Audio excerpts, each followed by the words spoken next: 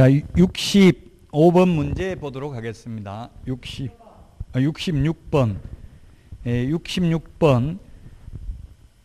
공인중개사 법령에 대해서 틀린 것입니다. 그리고 문제 받으셨죠? 개정된 거. 그 뒤에 해설 있으니까 꼭 다음 주에 풀어오셔야 돼요.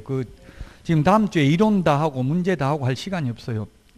문제는 그냥 여러분들 풀어보라고 내드리는 거예요. 이론만 다음 주에 합니다. 원칙적으로. 그러니까 그 두 장, 오늘 내드린 그 두 장 개정된 거에만 보면 다 풀 수 있는 문제예요. 40문제 전부 다.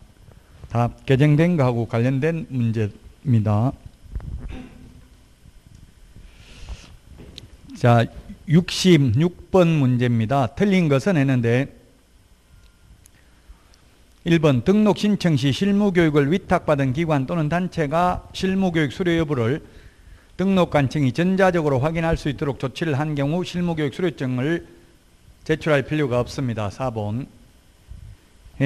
우리 암기 프린트하고 개정된 문제만 보면 암기 프린트 두 장에 있는 게 중요하다고 했죠. 그 두 장 어디 있냐면은 2번에 1번, 암기 프린트 2번에 1번 메뉴에 전자적 확인 X 적어놨잖아요. 그 전자적으로 확인이 가능하도록 조치를 한 경우 밑줄 치세요. 2번에 1번.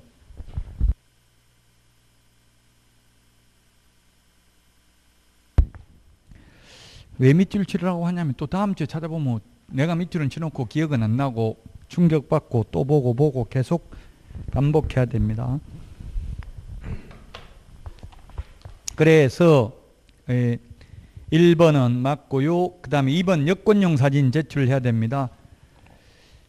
한 장 제출합니다. 근데 매수 신청 대리는 2장 제출합니다. 2매. 물론 시험에 1매, 2매 나온 적은 없습니다. 근데 한번 유심히 보시라는 뜻입니다. 4번 전자문서에 의해서 인장 등록 가능합니다. 등록인장 변경 등록도 전자문서 가능합니다. 5번 고용신고 전자문서 가능합니다. 5번이 답입니다. 그러나 고용관계 종료신고는 전자문서 안 된다고 했습니다. 시행규칙 8조 1항에 보면 전자문서로 고용신고는 가능한데 시행규칙 8조 4항에는 보면 고용관계 종료신고는 전자문서 불가능하다고 되어 있습니다. 그래서 66번에 5번이 답이고요. 67번 협회와 관련된 설명입니다.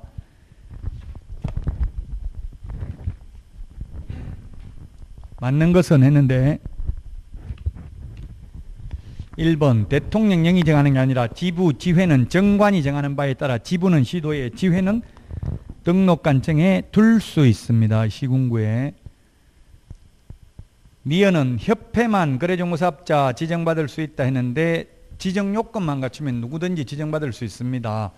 지정요건이 502는 3, 전국적으로 500명 이상, 2개 이상 시도에서 각각 30명 이상 이용가입 신청을 하고 정보처리 기사 1인 이상, 공인중개사 1인 이상, 용량과 성능을 갖춘 컴퓨터 설비만 확보하면 개인이든 법인이든 지정받을 수는 있습니다. 이론적으로는. 그런데 현실적으로는 협회 하나만 지정을 받고 있습니다. 자, 그 다음에 디귿은 공제사업을 하여야 하는 것은 아니고 할 수 있다. 이게 몇 개인가 이렇게 해서 어려운데요. 실제 시험에서는 몇 개인가가 평균 2문제 나옵니다. 40문제 중에서. 가장 많이 나왔을 때가 4문제 나왔습니다. 몇 개인가. 가장 어렵죠. 객관식에서는. 일부러 어렵게 하려고 틀리보라고 좀 몇 개인가 이런 게 많아요. 슬퍼하거나 노여워하지 마시고 그냥 자꾸 찾아서 확인해 보면 됩니다. 협회는 비영리 재단법인이 아니라 사단법인입니다. 사람이 모인 단체는 사단법인입니다. 재단법인 X. 미음에 협회 설립해야 된다. X. 개업공개사는 설립할 수 있고 회원으로 가입할 수도 있고 안 할 수도 있다. 그래서 비업 의무적으로 가입해야 된다. X. 임의적입니다. 답 1번입니다. 없음이 답인데요. 실제 시험에서는 없음이 답인 적은 없습니다. 이 김대중 정부 때 실컷 찾아라고 해놓고 찾아보니까 없다 이러면 국민들에게 부정적 정서 함양에 부정적이다 해서 지금은 없음이 답으로 출제된 적은 없습니다. 어쨌든 여기서는 1번 없음이 답입니다. 다 틀렸습니다. 68번 답 3번입니다. 대통령령에 방치하면 10%, 이용 목적을 변경하면 5%, 임대하면 7%, 기타 7%입니다. 3번이 답이 되겠고요. 이게 옛날 국토의 계획 및 이용에 관한 문제에서 나왔던 문제입니다. 옛날 2017년 전까지는 공법 문제였죠. 지금은 공인중개사법으로 넘어왔고요. 69번 틀린 것은 했는데 1번 사무소 최소 면적 규정 없습니다. 그 다음에 2번 등기 신청 전에만 변경신고 가능합니다. 자, 그 다음에 3번은 분사무소는 분사무소 신고 필정 원본을 게시해야 됩니다. 그 다음에 4번 소속공개사 자격증 원본 게시해야 됩니다. 안 하면 개업공개사가 100만 원 이하의 과태료입니다. 4번까지 다 중요하고요. 5번은 사실 별로 안 중요합니다. 안 중요한 게 답인데요. 임목 등록원부에 임목을 등록하면 해당 토지의 토지대장, 임대대장 사유란에 임목 등록 명인의 성명과 등록 일자를 기재했었는데 2008년 5월 21일부로 삭제됐습니다. 이제는 토지등기부 표제부에 임목 등기가 표시되어 있습니다. 사실 1번부터 4번까지가 중요한 지문입니다. 5번은 그렇게 중요하진 않는다고. 왜냐하면 임목은 현실적으로 중요한 사람이 없잖아요. 그래서 시험에는 거의 안 나옵니다. 5번 지문은. 그런데 4번까지를 정확하게 알면 5번은 잘 몰라도 풀 수 있잖아요. 70번. 여러분들이 이거 5번, 69번에 5번 지문은 많이 못 들어봤잖아요. 최근에 강의하면서 못 들어본 거는 거의 안 중요하다고 보시면 돼요. 자주 들어봤던 게 중요합니다. 신고 보상금 지급 대상이 아닌 것 70번. 답 3번입니다. 우리 암기 프린터 28번 있고 오늘 그 개정된 거 내드린 내용에도 있습니다. 신고 보상금이 5개인데 2번, 3번이 신설됐다고요. 1번 거짓으로 신고한 경우 5% 이하 과태료고 2번 거래하지도 않고 거짓으로 신고하면 3천만 원 이하의 과태료. 3번 해제되지도 않았는데 거짓으로 해제 신고하면 3천만 원 이하의 과태료. 요 세 개는 과태료 금액의 20%가 포상금인데 1번은 한도액이 1,000만 원이다. 허가받지 않거나 4번 부정한 방법으로 허가받으면 2년 이하의 전역이나 개별 공시지가 100분의 30에 상당하는 금액 이하의 벌금이고요. 5번 허가받은 목적대로 사용하지 않는 경우에는 이행강제금을 10% 범위 내에서 부과한다. 포상금 4번, 5번은 50만 원입니다. 접수된 날로부터 2개월 이내입니다. 자, 그래서 70번의 답은 3번입니다. 3번은 500만 원 이하의 과태료 대상입니다. 500만 원 이하의 과태료 대상. 그러나 포상금 지급 대상은 아니죠. 거래 당사자가 500만 원 이하의 과태료라고 했어요. 해제 신고 안 하면. 70번의 답 3번이고요. 71번 틀린 것 답 1번입니다. 세종시의 경우에는 6억 9천이 아니라 5억 4천입니다. 5억 4천. 서울인 경우에 서울에는 9억, 환산보증금 9억 이하, 그 다음에 과밀억제권역이 6구, 54, 6구는 54, 광역시는 5억 4천, 기타 지역은 3억 7천 이하인 경우 적용됩니다.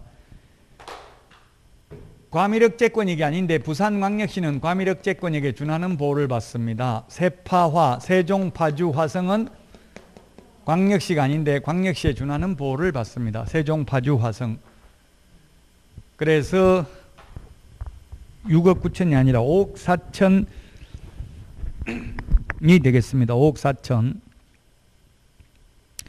5억 4천이어야만 우선 면제 받을 수 있다고. 이하여야만. 이 5억 4천 초과하면 우선 면제 못 받죠.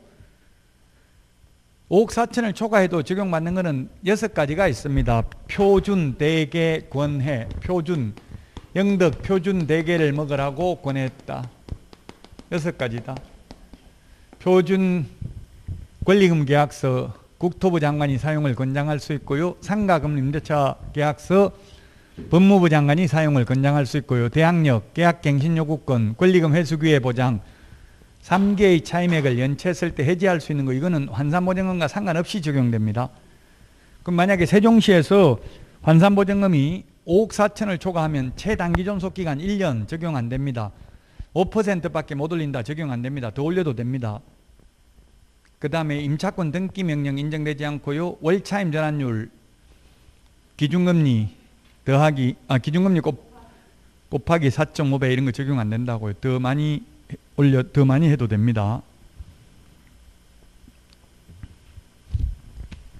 71번에 따라서 답이 1번이 되겠습니다. 1번.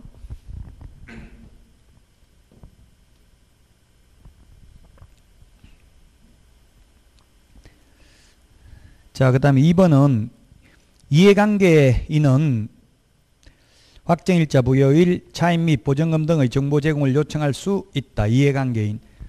그 프린트 올려드린 거 개정된 거 맨 마지막에 보면 주택임대차보호법 20번인가요? 19번입니까?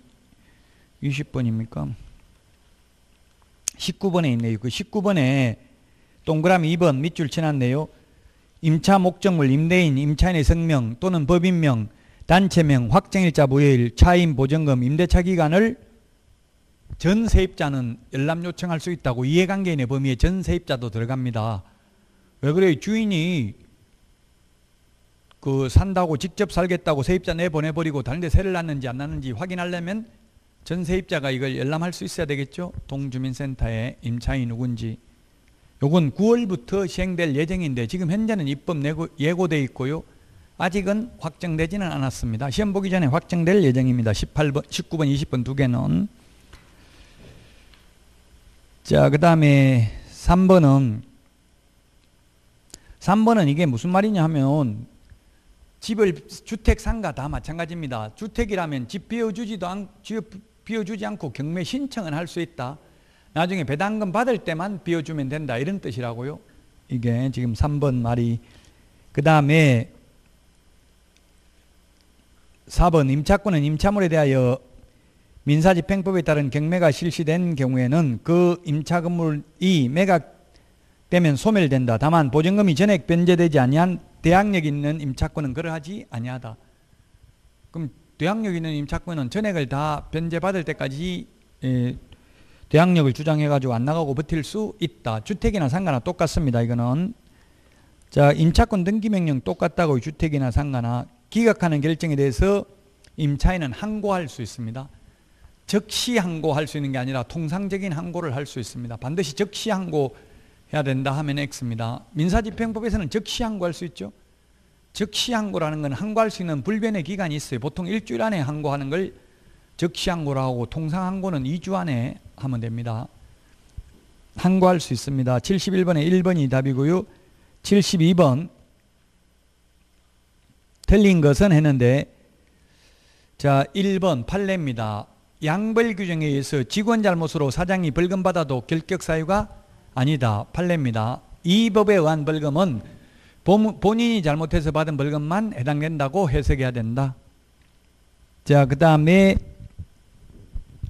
2번 소속공개사, 중개보조원 또는 개업공개사인 법인의 사원, 임원이 중개업무에 관하여 행정형벌에 해당되는 위반 행위를 한 때에만 양벌 규정이 적용된다. 맞습니다. 행정질서벌은 양벌 규정 적용되지 않습니다. 자, 그 다음에 직원 잘못으로 절대로 사장이 징역을 가는 일은 없죠. 예, 벌금만 받습니다. 4번 행정질서벌, 과태료는 양벌 규정이 적용될 여지가 없고요. 그 다음에 5번 개업공개사가 그 위반 행위를 방지하기 위하여 해당 업무에 관하여 상당한 주의와 감독을 게을리하지 아니한 경우에는 그러하지 아니하다 이렇게 돼 있죠.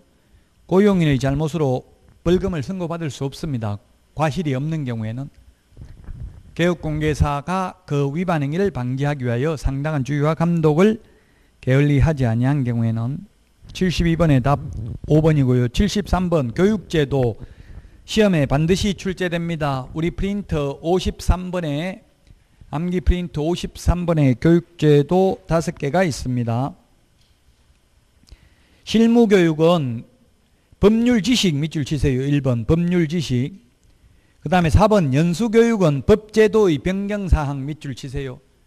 요것만 차이가 난다고요. 실무교육하고 연수교육하고. 1번에 법률 지식, 그 다음에 4번은 법제도의 변경사항. 요것만 차이 나고 나머지 똑같죠? 그 다음에 2번 실무교육은 28시간 이상 32시간 이하. 그 다음에 직무교육은 3시간 이상 4시간 이하 맞고요. 5번이 답입니다.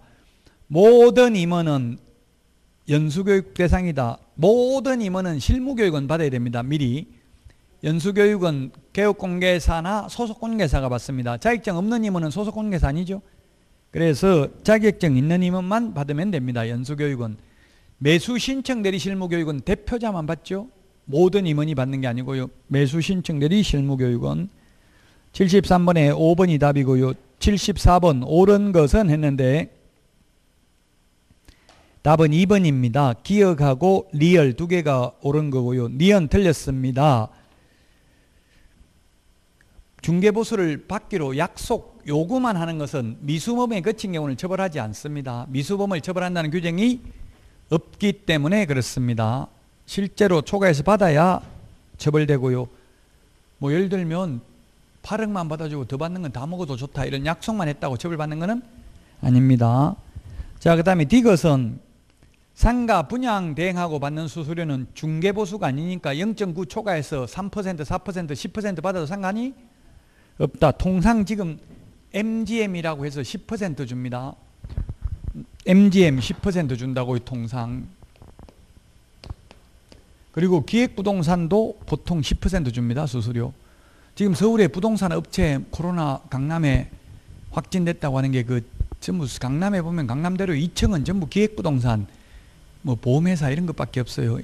그 기획부동산은 텔레마케터들 고용해가지고 뭐 불특정 다수에 100통 전화하면 2명 걸려들어요. 통계상.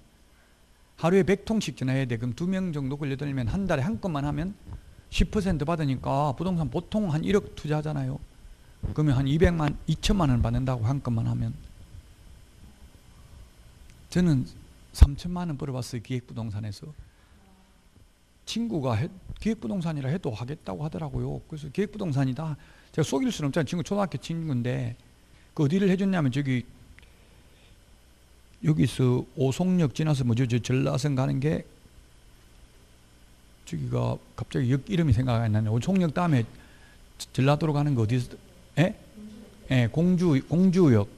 공주 KTX 여기 있는데 거기 논 중개를 해줬어요. 기획부동산. 그 바로 역 근처에 그 역 근처에 뭐 환승센터 이런 거 생긴다고 이야기를 하더라고. 그 기획부동산에서 설명. 저는 말 한마디도 안 하고 그냥 소개만 해주니까 강남에 가기는 갔죠. 서울에. 강남에 가니까 2층에 브리핑을 너무 잘해요. 그 텔레비전 화면 켜놓고 거기 뭐 계속 뉴스에 공주역 뭐 된다 이런 거 좋은 것만 뉴스 다 편집해가지고 텔레비전 나온 거 실제 뉴스 보여주고 KBS 같은 데 나온 거더라고요. 다 어디서 구했는지. 그러니까 당장 계약하겠다더라고. 그래서 가는데 바로 공주역으로 안 데리고 가더라고요.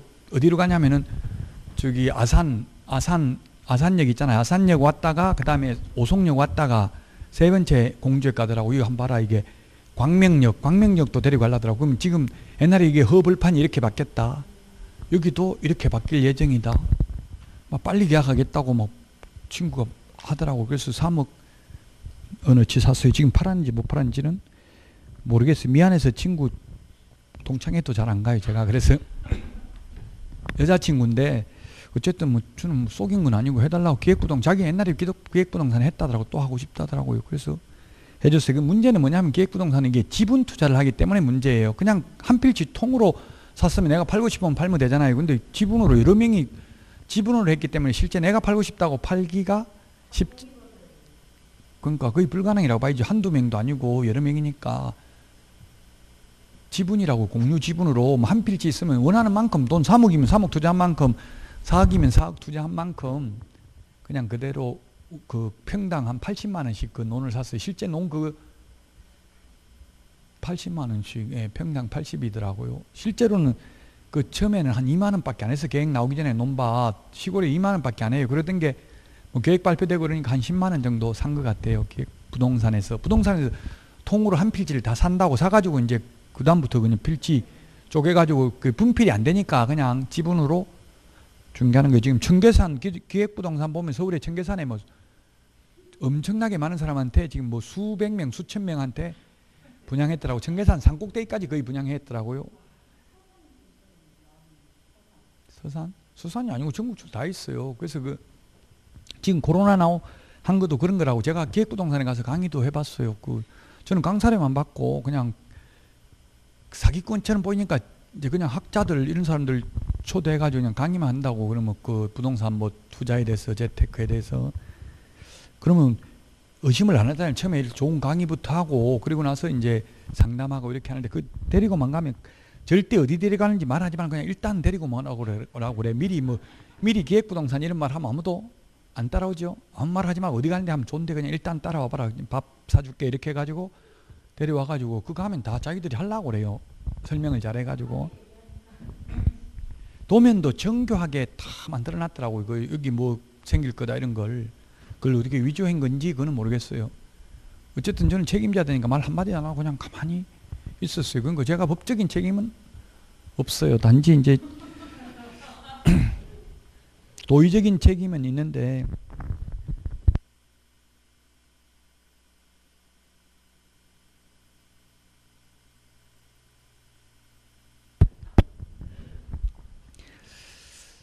자, 그래서 지금 74번에 옳은 것, 기억하고 리얼 두 개입니다.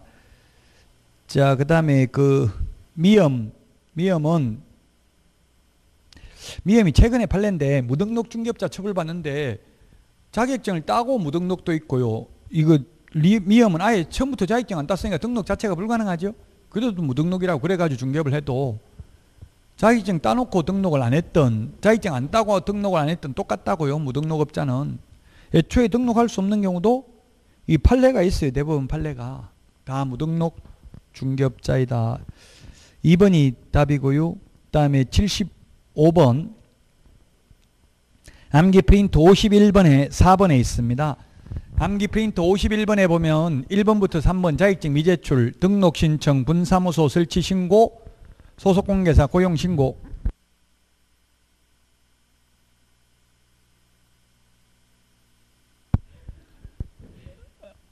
4번 거래정보사업자 지정신청, 5번 매수신청 내린 등록신청 두 개는 제출해야 되죠. 자격증 4번 제출해야 됩니다. 75번에 답 4번이라고요. 암기 프린트 51번에 4번에 있죠. 사무소 이전 신고할 때는 등록증 원본 반납하고 새로 받아야 되잖아요. 네, 그래서 답 4번이 되겠습니다. 75번에는. 76번 기출문제입니다. 반드시 취소해야 되는 것 답 1번입니다.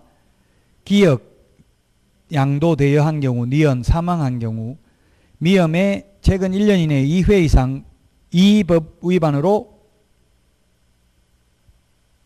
리얼이네, 리얼. 업무정지 처분 기간 중에 업무를 행한 경우, 리얼. 요 세 개가 절대적 취소죠. 절대적 취소. 절대적 취소 1번이 답입니다. 이거는 암기해야 되니까 단순히 우리 암기 프린트에 있으니까 꼭 암기해야 됩니다. 시험에 2문제 정도 출제되고요. 논리적으로 설명할 수 있는 부분이 아닙니다. 답은 1번이 되겠고요.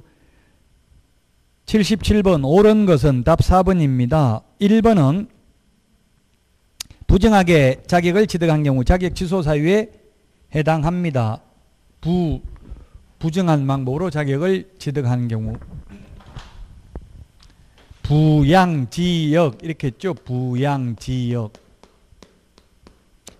부정한 방법으로 자격을 취득한 경우 자격증 양도되어 자격정지 기간 중에 업무하거나 자격정지 기간 중에 이중 소속이 되는 경우 이 법에 의해서 징역형을 선고받은 경우에 취소하여야 합니다.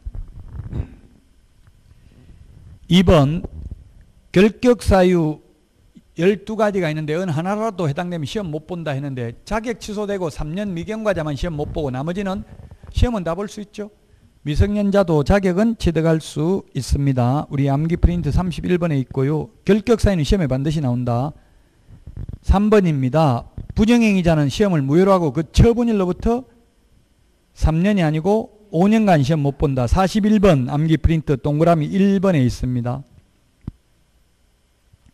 이번에 그 공무원, 경찰 공무원 구급시험에 감독관이 문제를 잘못 냈나 봐요. 잘못 낸 문제를 시험지 나눠주지도 않고 9시 반부터 시험인데 9시에 미리 칠판에 적어버린 거예요. 이게 문제 잘못됐다고 이거 이런 식으로 고치라고. 그러니까 학생들이 벌써 휴대폰으로 이거 사진 찍어가지고 책 찾아보고 이미 책상 안에 책 넣으라 소리도 안 하고 문제를 적어버렸다고요. 그 책 찾아보고 답 다 적었대요. 그래서 1번은 무조건 다 정답 처리하는 걸로 돼 있더라고요. 불합격 한 사람은. 잽싸게 사진 벌써 딱 찍어가지고 그 인터넷에 올려버린 거예요. 이게 미리 우리 감독관은 미리 다 알려줬다 이렇게. 다 그런 게 아니라 특정 교실에 있는 감독관만 그랬어요. 그럼 자기들만 보고 그냥 가만히 있었으면 되는데 그걸 또 인터넷에 올리니까 다른 사람이 또 항의하고 그러니까 전부 정답 처리하는 걸로 했더라고요. 저도 시험 옛날에 여러 번 봤는데 그 감독관에 따라서 그게 굉장히 차이가 많이 나요.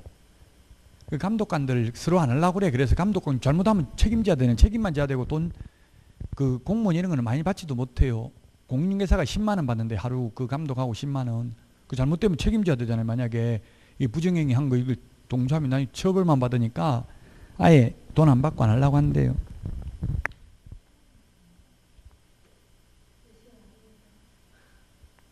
뭐라고요?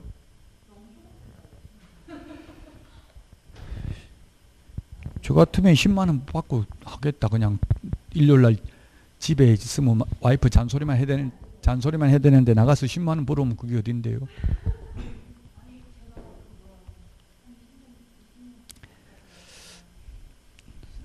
(4번) 문제 보겠습니다. 4번. 4번. 공인중개사가 아닌 자가 공인중개사 명칭을 사용할 경우 1년 이하의 징역이나 1,000만 원 이하의 벌금입니다.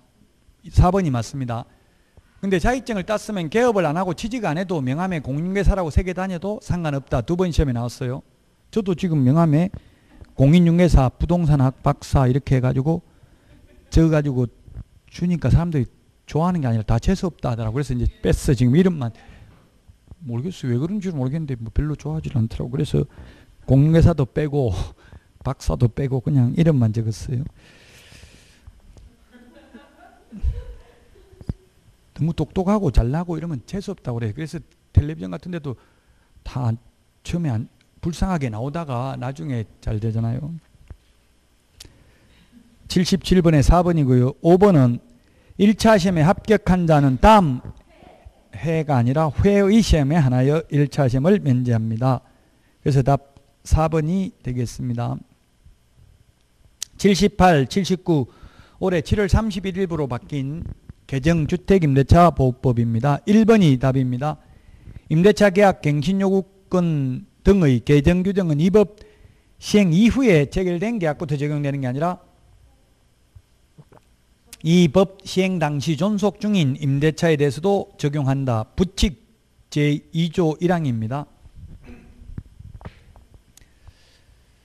이거는 엄밀히 말하면 소급 적용이라고 뭐 단정할 수는 없습니다. 상가금 임대차보호법에도 이런 규정이 있어요. 뭐 소급 적용이라서 헌법에 위반된다. 원래는 헌법에 불소급의 원칙이라는 게 있거든요. 소급하면 안 돼요. 이건 소급이라고는 말할 수 없는데 뉴스에 막 소급 적용이다 이렇게 나오는데 기존에 있는 임대차에 대해서도 적용되는 거예요. 만약에 그래서 과거에 10년을 살았던 100년을 살았던 그거 필요 없고요. 계약갱신 요구는 한 번은 요구할 수 있다고. 한 번은. 지금 4년 산 사람도 또 2년 더 연장할 수 있다는 이야기. 2년. 지금 2년 보통 2년인데 묵시적 갱신이 돼가지고 뭐 6년 살았을 수도 있잖아요. 그래도 한 번은 계약갱신 요건을 행사할 수 있다. 그래서 1번이 답이고요. 2번 임차인의 계약갱신 요구권은 이 법 시행 전에 7월 31일 전에 30일까지 임대인이 계약갱신을 거절하고 제3자와 임대차 계약을 체결했다면 적용하지 않는다. 현세입자 내보낼 수 있다. 1번, 2번 이거는 부칙에 있습니다. 부칙 제2조 1항. 부칙에는 보면 시행시기가 나와 있어요. 자, 그 다음에 3번은 갱신되는 경우에도 5%밖에 못 올린다. 근데 다만 특별시, 광역시, 특별자치시도 및 특별자치도, 세종특별자치시도 여기 들어가요. 관할구역 안에 지역별 임대차 시장 여건 등을 고려하여 본문의 범위 안에서 최대한 5% 범위 안에서 정액 청구 상한을 조례로 달리 정할 수 있다. 그럼 조례는 최대 5%니까 더 낮게 정하겠죠? 이게 신설됐습니다. 올해 조례로, 시도 조례로 달리 정할 수 있다. 그럼 이게 뭐냐면 최대 4년간 이제 2년 살고 2년 또 연장할 수 있잖아요. 그러면 처음에 계약하고 1년 지나면 5% 올리고 또 1년 지나면 5% 올리고 또 1년 지나면 5% 올릴 수는 있어요. 최대 5%, 물론 무조건 5%는 아니고요. 1년 지날 때마다 처음에 계약 2년 해도 1년 지나면 5% 올릴 수 있어요. 무조건 올리는 건 아니고, 물론 그 지금 주택임대차보호법 해설서가 75페이지가 법무부에 보면 나와 있어요. 법무부 홈페이지에 가면 거기에 보면 적어놨는데 무조건 올려달라면 올려줘야 되냐? 아니다. 그거는 임대인이 입증을 해야 된다고. 올려야 되는 부득이한 사유가 있는 것을, 주변 시세가 올랐다든지 조세공과금의 부담이 늘었다든지 이런 걸 입증해야 됩니다. 보통 5%는 세입자들이 올려주는데, 근데 현실적으로는 보통 1년 지나서는 잘 안 올리죠. 현실적으로는 몰라서 그래. 주인도 몰라가지고. 법적으로 올릴 수 있어요. 1년만 지나면. 1년 안에는 못 올립니다. 한번 올리고 나면. 제가 그 외국 법무부 산하 그 외국인 그 창업지원대학이라고 있어요. 외국인들 창업지원을 하는 데서 제가 외국인 상대로 줌으로 강의, 요즘은 줌 강의하다 화상 채팅하는 것처럼, 화상 회의하는 것처럼 강의를 해요. 근데 외국인들도 잘 알더라고, 법을. 외국인들이 뭐 질문하는 거 제가 뭐든지 질문해라, 정문적답을 해드리겠다 하니까 진짜 어려운 질문 많이 하더라고요. 외국인들이. 한국말도 잘해. 요즘 비대면 언택트 뭐 강의이기 때문에 이게 줌 강의를 많이 하더라고요. 화상 채팅 형식으로.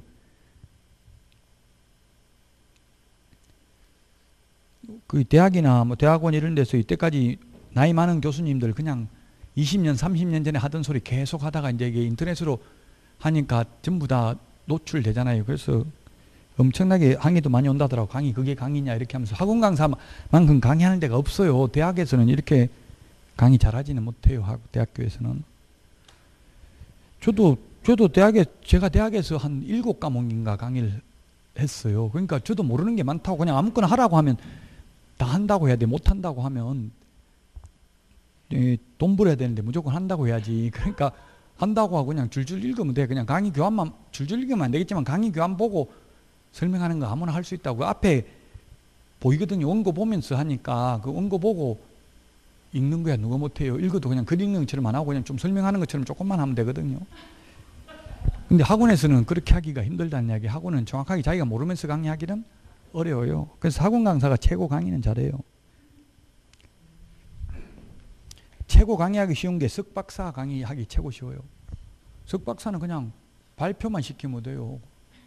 발표시키고 기분 나쁘면 왜 그딴 식으로 하냐, 왜 뭐 표절해가지고 왜 각주도 안 달았냐 이런 거 욕이나 하고 끝내버리면 된다고요.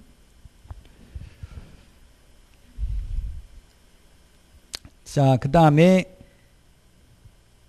4번 임차인의 계약갱신 요구에 의하여 계약이 갱신되는 경우 임차인은 언제든지 임대인에게서 해지 통지할 수 있고 3개월이 지나면 효력이 발생합니다. 묵시적 갱신하고 똑같다고요. 법정 갱신하고. 이게 계약 갱신 요구에 의해서 갱신됐다 하더라도 꼭 2년 동안 반드시 살아야 되는 건 아닙니다. 세입자가 나가겠다고 하면 3개월 지나면 효력이 발생합니다. 물론 주인은 내보낼 수 없습니다. 1번이 답이고요. 79번입니다. 1번은 했던 거고요. 2번은 임대인, 가로 안에 직계, 존비속 포함 밑줄 치놓으세요. 배우자는 포함 안 됩니다. 직계, 존속, 비속. 존속은 아버지, 할아버지, 정조할아버지, 비속은 자식, 손자, 정손자, 고손자지요. 목적주택에 실제 거주하려고 계약 갱신을 거절하였음에도 불구하고 갱신 요구가 거절되지 아니하였더라면 갱신되었을 기간이 만료되기 전에 정당한 사유 없이 제3자에게 목적주택을 임대한 경우입니다. 임대 안 하고 그냥 2년 동안 비워놓으면 손해배상 해줄 필요 없습니다. 정당한 사유, 이게 이제 지금 그 해설서에 나와 있는데요. 예를 들면 직계 존속이 산다고 했는데, 존속 할아버지 산다고 했는데 나가라고 했는데 할아버지 돌아가셨으면 단대 세놔도 된다 이 말이에요. 그게 정당한 사유예요. 그런 게. 그런 거 없이는 다른 데 세놓으면 안 된다. 3번 계약갱신 요구 거절로 인한 손해배상은 거절 당시 당사자 간의 손해배상의 예정에 관한 합의가 이루어지지 않는 한 환산 월차임의 3개월분에 해당하는 금액, 그 다음에 임대인이 제3자에게 임대하여 얻은 환산 월차임과 갱신 거절 당시 환산 월차임 간의 차액의 2년분에 해당하는 금액, 그 다음에 갱신 거절로 인하여 임차인이 입은 손해액 중 큰 금액, 큰 금액 메모하십시오. 큰 금액, 적은 금액이 아니라 큰 금액입니다. 세 개 중에 큰 금액입니다. 환산월차임은 어떻게 계산하냐면은, 그러면 만약에 보증금이 3천만 원, 보증금이 3천만 원, 월세가 50만 원이라고 하면 이게 환산월차임은 곱하기 어떻게 환산월차임은 전세를 월세로 환산할 때는 지금은 1할 또는 기준금리 더하기 3.5%죠. 둘 중에 낮은 비율을 초과할 수 없습니다. 그럼 4%네요. 기준금리 0.5 더하기 3.5 하면 이게 지금은 4%. 우리 오늘 내드린 개정 내용 20번 오늘 내드린 거 맨 마지막 19번인가요? 개정될 예정인 거. 네, 그게 19번입니까? 19번 2%로 바뀐다. 2%면 기준금리 0.5 더하기 2% 하면 2.5로 바뀌는 거죠. 지금 오늘 현재는 4%고 시험 볼 때는 2.5%로 바뀐다고요. 그럼 4% 하면 3, 4, 12, 120만 원. 120만 원 나누기 12달 하면 한 달에 10만 원. 전세를 월세로 환산하니까 10만 원. 월세 50만 원 하면 환산월차임은 60만 원이죠. 환산월차임은 60만 원이라고요. 지금은 60만 원인데 시험 볼 때 2.5% 하면 2.5 곱하기 3천만 원 하면 2, 3은 6, 5, 3, 15, 75만 원 나누기 12달 하면 62,500원입니다. 그러면 50만 원에 62,500원 하면 56만 2,500원. 이게 환산월차임이라고요. 환산월차임, 석 달간 환산월차임을 하거나, 또는 이게 만약에 지금 월세가 50만 원인데 새로운 세입자한테 100만 원 월세 놨어요. 그러면 차액이 50만 원 곱하기 2년분 24개월 하면 1200만 원 손해배상해야 된다고요. 그 다음에 실제 손해 입은 걸 입증한다면, 뭐 이사비라든지 이런 거 입증한다면 입증된 금액, 셋 중에서 가장 큰 금액. 근데 왜 그러면 제일 큰 거 하나만 적어 놓으면 되지 왜 이렇게 했냐면, 예를 들면 거짓말로 이런 걸 이제 손해배상 또 거짓말로 실제 50만 원인데 100만 원에 계약 체결해 놓고도 50만 원이라고 계약서는 적고 50만 원 따로 받을 수도 있고 그렇잖아요. 예를 들면 그러면 하나도 남은 거 없다.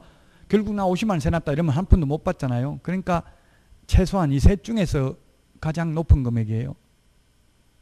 또 아는 사람한테, 친인척한테 거짓말로 할 수도 있잖아요. 그래서 이 셋 중에서 가장 큰 금액, 적은 금액이 아니라 가장 큰 금액 밑줄 치시고요. 자, 그 다음에 4번 임차인이 임차한 주택의 전부 또는 일부를 경미한 과실이 아니라 중대한 과실입니다. 중대한 과실. 중대한 과실이라는 표현이 딱 4번 나옵니다. 4번. 우리 시험에 4번 나온다고. 중대한 과실이. 민법 109조 1항. 표의자에게 중대한 과실이 있는 경우 취소하지 못한다. 착오로 인한 취소.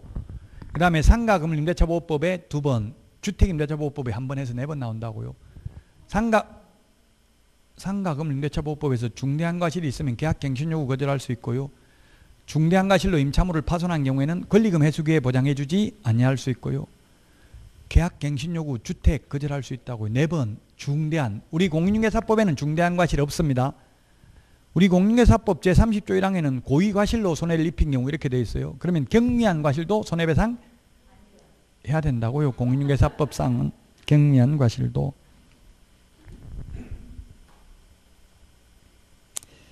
그래서 4번이 답이고요.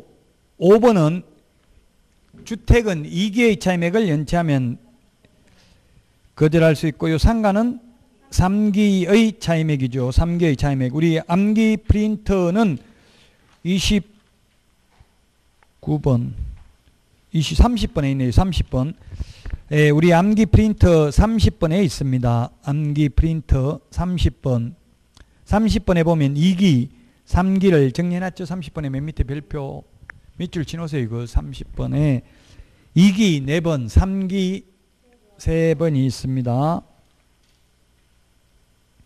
2기의 차임액이라는 것은 꼭 연속해서 2달을 연체할 필요는 없다. 연체된 금액 합계가 2달 월세액에 해당되면 된다는 게 6권 해석입니다.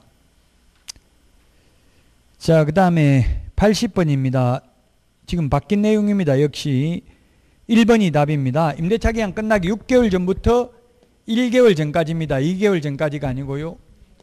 6개월 전부터 1개월 전까지 2020년 12월 10일부터는 2개월로 바뀝니다. 여러분들 현업에 가서면 이제 바뀌는데 2개월 전까지로 이번 시험까지는 1개월 전까지라고요. 임대차 기간 끝나기 6개월 전부터 1개월 전까지 갱신 요구할 경우 정당한 사유 없이 거절할 수 없다. 정당한 사유는 그 우리 법에 나와 있는 건 9가지가 있습니다. 그 상가하고 똑같은데 9가지 하나 추가된, 상가는 8가지잖아요. 한 개 추가되는 게 직계 좀비속이 거주하겠다고 임대인 또는 직계 좀비속이 거주하겠다고 내보낼 수 있다. 그 다음에 상가하고 다른 게 상가는 3기인데 주택은 2기의 차임액을 연체한 경우. 자, 그래서 답은 1번이 되겠습니다.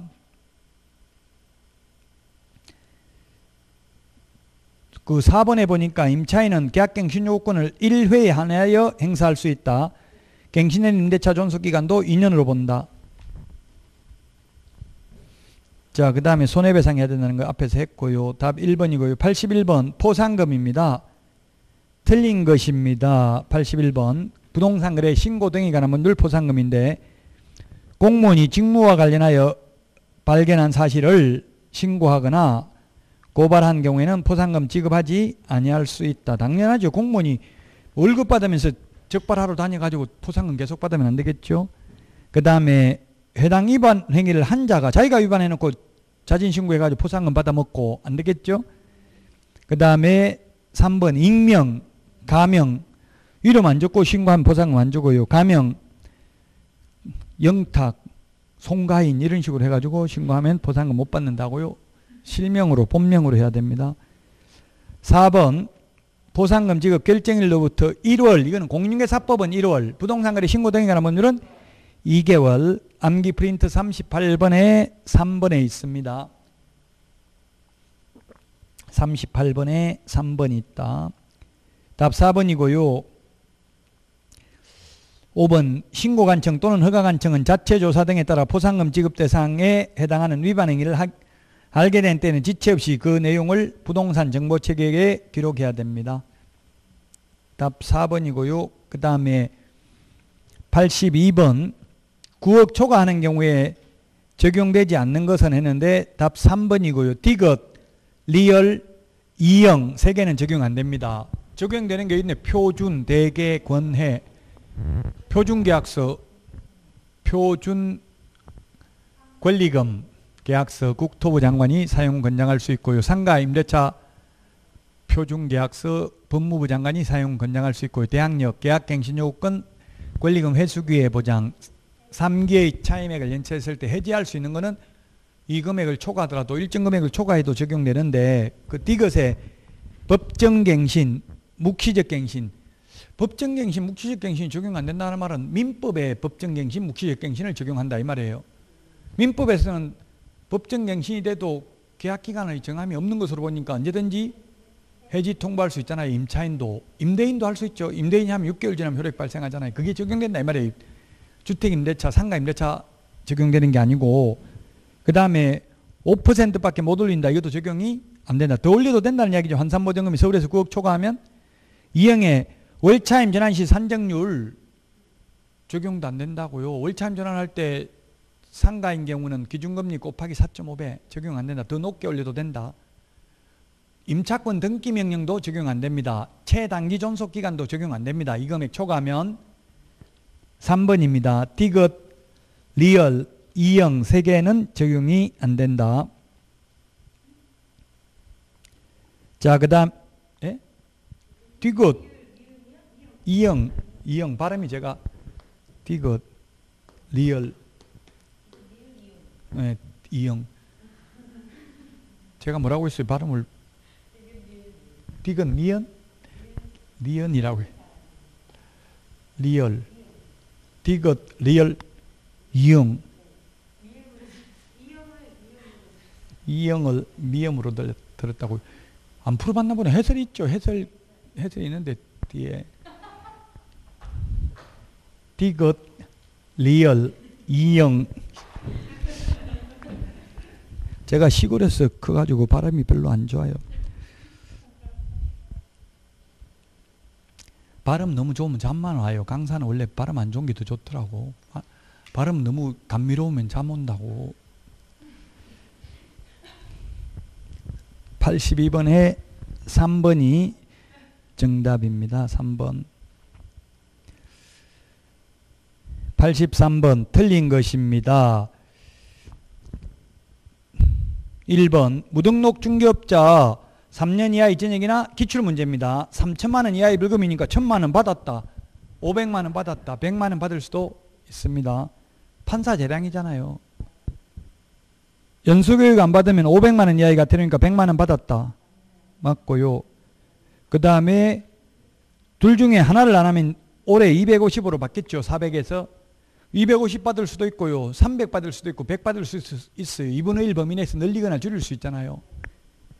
그 다음에 4번은 다른 사람의 성명, 다른 사람에게 자기의 성명을 사용하면 양도되겠죠. 1년 이하의 전역이나 1,000만 원 이하의 벌금인데 1,500만 원 받을 수는 없죠. 4번이 답이고요. 직접거래 3,000만 원 이하니까 2,500 받을 수도 있다. 기출문제입니다. 이거 지금은 이게 쉬운데 그 당시는 충격적이었어요. 이런 게 어디 문제 따지더라고. 수험생이 와서 너 2,500만 원 너 말한 적 있냐 이거 없거든요. 한 번도 그냥 3,000만 원 이하라고 했지 2,500이라고 말한 적은 없거든요. 그래서 응용 능력이 좀 있어야 돼요. 83번의 답 4번입니다. 4번. 84번. 84번 이거는 좀 시간이 걸리니까 84번부터 쉬었다가 하도록 하겠습니다.